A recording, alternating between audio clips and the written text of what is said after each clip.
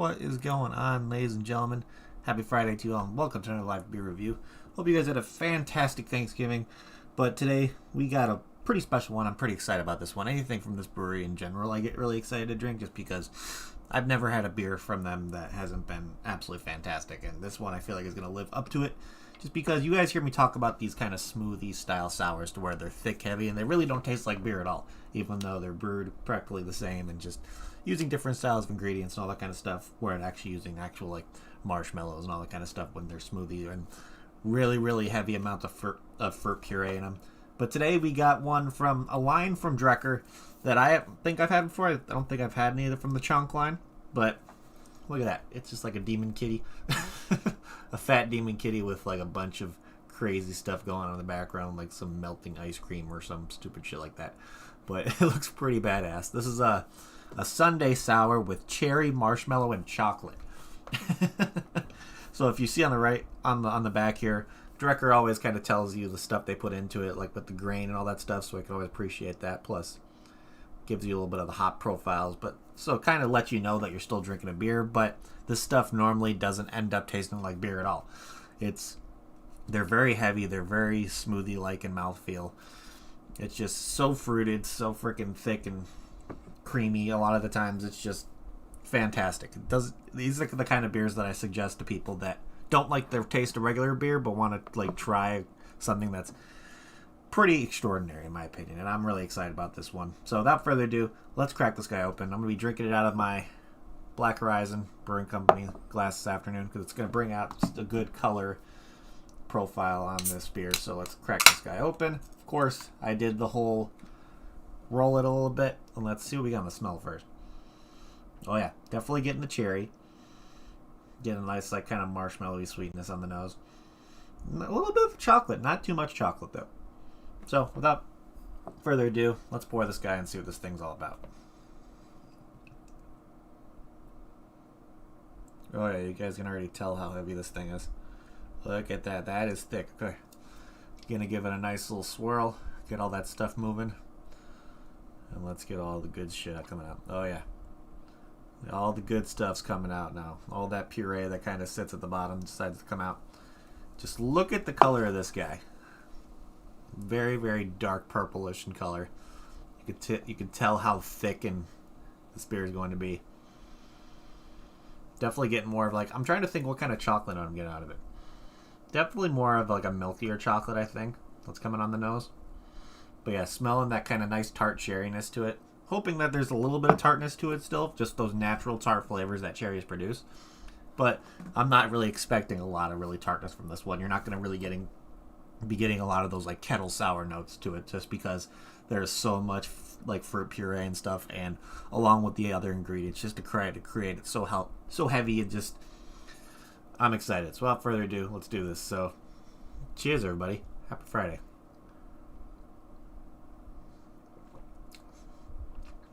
Oh yeah. So right up front, definitely still getting the tartness of the cherry in there. But that marshmallowy creaminess that just slaps you in the face, it's definitely very predominant of like a mixture of cherry and marshmallow, which I can appreciate. Not really getting much of the chocolate. I think you kind of get that more on like the back note a little bit, just because it kind of adds a little bit of like a sweetness, a little more of a sweetness to it, and with those natural kind of marshmallowy sweetness is already going to be added to it. But yeah, really heavy, thick mouthfeel. Almost, it tastes like a smoothie. It tastes like a kind of like a sundae kind of situation, to where you would take ingredients that you would normally put in a sundae, add a lot of fruit puree, and kind of make a smoothie out of it. This is exactly what you get, and it's pretty damn delicious. I always really love the mouthfeels on these kind of beers because it's thick, it's heavy. Okay, it's definitely a lot like syrupy, more syrupy than a lot of like these milk and oatmeal stouts that I've had, where it's like a dessert kind of stout. It's up there with creaminess of mouthfeel compared with those, and that's kind of what I love, because you're still getting those tart flavors coming through. You still know you're drinking a sour, but that's those overlining sweetness notes that come through and just kind of make it a well-balanced, crazy, enjoyable experience. I think they just nail it, absolutely nail it every single time. I haven't had anything from Drekker out of their smoothie lines when it comes to the Brain series. Let's see the Slang de Jures, the Chonk line. This is the first one I've had from the Chonk line, and it's outstanding. Absolutely outstanding. So let's look here at the description of this guy. So what they say is, this is a hefty boy and is absolutely stuffed with tart cherry, sweet marshmallows, lactose, and just oozing with rich chocolate for another silly adventure into a chonky absurdity. So yeah, they really like playing around with the Chonk line. Of course, the Brains line, I would say, is their most popular when it comes to their smoothie sours. But if you can't get anything from Drekker, which they're pretty available all over the place, I would say they're pretty high up there for being readily available. I got a couple options here for you, because Untapped always does where they show similar beers to this one, just in case you can't get your hands on this stuff. But one of the suggested ones they have on here that's similar, of course, is another Drekker one from their Slang de Jour line. I believe this is it's a black currant plum cobbler, which sounds awesome. Well, let's see, we got one from Grim Artisan Ales, the Tangram, which is okay, so I don't know if I'd choose that one because that's oak fermented and all that stuff. That's definitely going to be more of that kettle sour kind of realm. But then you got one from 450 North, which is always another one of those breweries that play around with these fruited sours, like the heavy smoothie sours. 450 North is up there. This one's their slushy XXL creamsicle float, which I don't say I would. You're definitely going to get similar flavors with like a vanilla kind of note in there from possibly bringing out similar marshmallow notes, but with the orange, it wouldn't be too similar to this one, most likely. And then we got one from another brewery that I really enjoy when it comes to making smoothie sours, is the Brewing Project. They have one that they suggest with their strawberry, blackberry, and lime, which actually sounds pretty damn delicious. So I'm thinking that one's going to be the most similar, just because you're going to get those kind of barrier flavors coming through. It's going to be kind of more similar to the cherry note that you would get, but it's definitely going to be very heavily fruited, have that nice creamy mouthfeel. 3 out of the 4 of these, I think, is going to be perfect if you're looking to see what an actual smoothie sour is going to be like if you can't get your hands on this Chonk over here. But yeah, getting anything from Drekker. 450 North does a lot of great stuff. RAR Brewing, I know it does a lot of stuff out there. They're on the East Coast. And the Brewing Project, of course. There's a bunch of breweries out there that are experimenting with this kind of style of beer, and it's really, really fun to see what people are doing with this stuff, because it's difficult. It's not easy, because when it comes to being able to suspend this stuff, when it comes to the brewing process, sure, you're going to be brewing it like a regular beer at first, but then the moment you have to add all the purees and marshmallow and that stuff, when you have that in the fermenter, you're going to have to do something to where it's constantly in like a cycle, to where if you want to keg it, I think it would be difficult, because you want to keep all the puree and all the stuff in there suspended somehow, to where, let's just say if you had put it in a keg, didn't have it suspended in any way, all that sediment and all the freaking puree and all the heavy stuff is going to sit to the bottom, and it's going to be difficult to try to give that whole kind of thick, creamy mouthfeel to a consumer that gets that out of the keg. But apparently Drekker does something to where they do keg it. But I asked them one time if they can kind of share a little bit of a insight, because I work at a brewery and we wanted to try something else like that. And they said it's a secret. So wasn't able to get anything out of them, which is okay, whatever. But I'm already kind of thinking of ideas to where we possibly could do a beer like this over at Fibs and keep it in the fermenter and just constantly have it like going, having a cycle go through to where it's constantly not settling, and maybe connecting up like a tap to it somehow and not having it directly on the tap handles that you would normally see at a brewery. But I don't know, the brain's starting to move a little bit, and I'm kind of wanting to figure out how you can make this kind of beer without needing to keg it, and still, because a lot of the times when people make this kind of beer, it's going straight to the canning line right away. It's what it is, because it's so heavy and so thick, and it's like you want to get this stuff out on the shelves as soon as possible, just because you don't want that stuff to settle. And the moment you have that stuff settling, it's going to kind of stoop down the beer experience at the end of the day. But looking back here on Untapped, let's start looking at some of these ratings. So like, it's a 7.2% ABV. For a smoothie sour, I would say that's kind of in that realm. I've seen them go all the way up to like 8.2 almost. So between a 7 and 8 is what you're going to see with these higher pastry sours, in my opinion. But I don't know if I would put that into that sessionable range, just because for me, a beer being sessionable kind of cuts off at like 7.5 ABV. With these ones, they're so heavily fruited, so of like those non-beer flavors come through so much, to where you're not going to notice it hitting you because you're going to drink it so fast until you like try to stand up or something or have a few of them. You're like, okay, this is a beer. This has alcohol in it, because it doesn't taste like any alcohol in there whatsoever. So looking here, 7.2% ABV, and with over 1,558 ratings, this one has an average rating of 4.22 out of 5 on Untappd, which is pretty damn good. And before I like to look at the global ratings and see what other people thought of this one, I always like to check out my friends list, just to see if anybody on my friends list have drank this one as well. Well, we got Mr. Duchess here, who's drank this one twice. He gave a little bit of a kind of a description of what he thought of it on his first check-in. So what he said is, on the nose, you get chocolate cherries with a creamy whipped marshmallow. Pour is velvet red with a pink fluffy head. Taste is sweet, creamy marshmallows with chocolate. No chocolate cherry. No real tartness. Medium to the thick mouthfeel. Yeah. So I'm actually starting to agree with you, Duchess. The kind of the chocolate intertwining with the cherry notes is kind of reminding you of like a chocolate-covered cherry almost.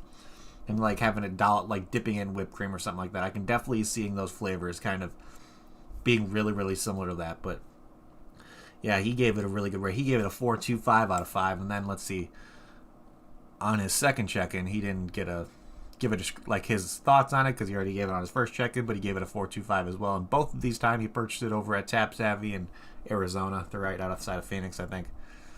But if you ever want to, if you're in Arizona, I know it's available down there because when Duchess used to live down there, he was able to get his hands on a lot of stuff from Drekker. But let's see, there's a bunch of verified locations over in Pennsylvania where Drekker is available. Of course, you can find it in Fargo, North Dakota, where they are. And it's just, there's nothing really bad I could say about this brewery, to be honest, just because they like experimenting with different styles. I've mostly only had their IPAs and their sours. I think I have a special bottle of a stout that they did coming up pretty soon that I'm going to do a review for, and I'm excited for that one because I've never really kind of experienced what they like to do with stouts, and I want to see if it's anything in the lines of what they do here with their sours and their IPAs, to see if there's any kind of change that they do or kind of changing the way you would taste like an imperial stout or a barrel-aged stout, because they definitely like kind of creating a new boundary when it comes to what you would normally think of a certain style of beer, and that's what I always appreciate about Drekker. So let's look at here on these global ratings. Let's see. So this guy purchased it at the Craft Beer Quick Stop, which is another place in Arizona, I believe. We're right outside of Phoenix. I know Duchess, I think, has been there before. This guy gave it a 4.25. Let's see. Another 4.25 saying, really tasty, such flavors, so yummy. Let's see, we got a 3.5. This person didn't give a rating, but said this is no longer beer. Yeah, it gets to the point where it's so heavily fruited, it doesn't even taste like beer anymore. And let's see, this guy gave it a 4. Purchased at the Craft Beer Hop Stop. Where's that? Actually sounds like a cool spot. Another place in Arizona. So let's see, no rating on that one. We got another 4, another 4.25. 4.5 saying, whoa. Yeah, it's like, when you try this style of beer for the first time, it catches you off guard just because of how slap in the face those kind of non-beer flavors are, and it's incredible. Absolutely incredible. Another 4.25 purchased at the Valley Green Beverage, whereas this is in Goldsboro, Pennsylvania. So, yeah, this stuff is pretty widely available, I would say. I know you can get Drekker all the way to California. Of course, you can get it here in Illinois, along with getting your hands on it, and possibly, I know there's some places, maybe in New York, I believe, that have stuff from them. So it's, you just kind of ask you.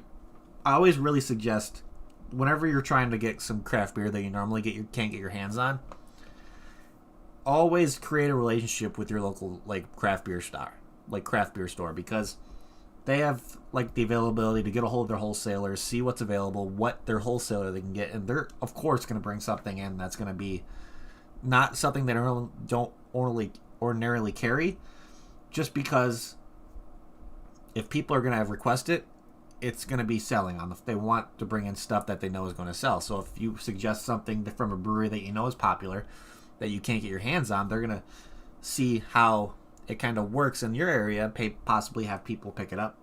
It'll just work, and people will just want to buy more of it, and now you'll have a new spot close to you to get a beer that you normally can't get your hands on, which I think is a really, really cool thing. But let's start figuring out what we're going to be doing for ratings on this guy. Let me pour the rest of it into the glass. Let's start figuring out what we're going to do for ratings. First off, we look at can art. Yeah, anything from Drekker is kind of up there with the realm of like Anchorage Brewing Company, Adroit Theory, just having that really intricate, a lot of detailed can art. This one's very kind of twisted and stuff, just because you look at the Chonk part of it. There's a pentagram on the O. I don't know if the white is kind of washing it up, but you see the pentagram right there. So kind of adding those little elements to it. It's a really like demon fat cat kind of in there, along with all those really crazy pinks and purples and like reds kind of going through there. It's a very, very detailed can art. Of course, this is definitely something that catches my attention at a liquor store or bottle shop, just because when I go to a liquor store or bottle shop, I'm looking for detail right away, just because that's what I like. But seeing something with kind of morbid kind of things like that, seeing the name Chonk on a beer is always going to be something that makes me laugh. But yeah, they always do their can art really, really well, and I always appreciate when they kind of let you know on the side what kind of grain they use in there. So where they got the pale two-row. Two-row is usually used in a lot of beer, so two-rolled kind of stuff like that. Two-row wheat and carafoam, which is a carafoma. It's another grain that you add into a beer. And of course, they let you know the hops in here. So it's really, really cool to kind of let you know. They let you know what some of the ingredients are without actually giving the proper measurements and all that kind of stuff, which I can appreciate. Of course, they also tell you the yeast cultures they use. So really, really cool.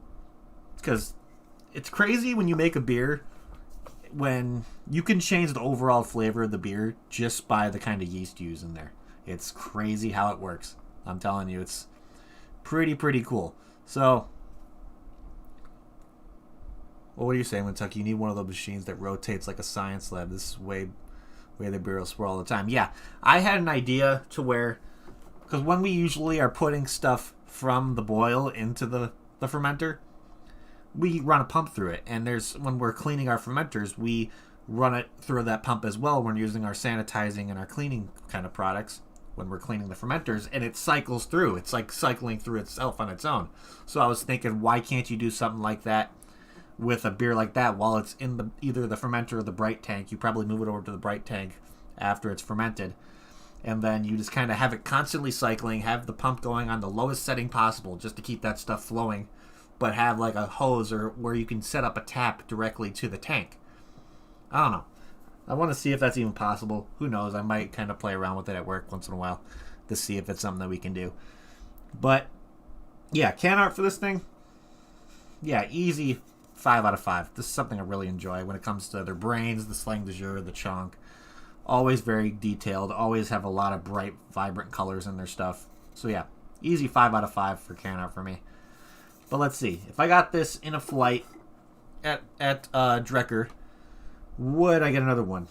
Because it's a cool thing, because they have some of their sours on tap over at Drekker right now. I know they have a lot of the stuff from the Brains series on tap right now. So knowing that you can get a tap of this stuff, or possibly get a flight of one of their sours, you can get 4 or 5 different sours in a flight, and just enjoy the small 5-ounce flight glasses of those. And so, if I got this in the flight, would I get another glass? Absolutely. I've yet to say anything bad about any of their sours. If I had any of their sours in a flight, I would automatically want to get a glass of it by itself, and most likely get a 4-pack of it to bring home. I have nothing but fantastic things to say about this brewery when it comes to their sours. It's outstanding. They kind of set the boundary for me, and I just need waiting for another brewery to kind of set that bar even higher. But let's start figuring out what we're going to do for final ratings on this guy.